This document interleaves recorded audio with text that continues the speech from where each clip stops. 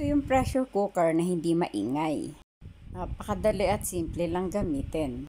Kung meron kang ganito, abay gamitin mo, hindi yan pang display, kaibigan. May tinatawag siyang inner pot at outer pot. Kaya isang pagkakamali mo lang, siguradong sira yan. Para maingatan mo siya, common sense ang kailangan.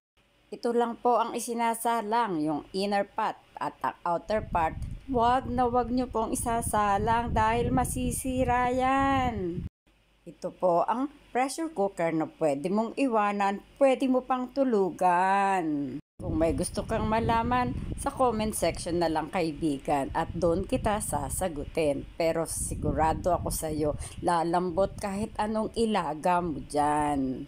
Pwede nga din ilagay ang ice cream dyan, sa maniwala ka't hindi. Kung itatanong mo naman kung magkano yan, abay may presyo. Pero sigurado ko sa inyong masusulit yan dahil hindi siya basta-basta nasisira.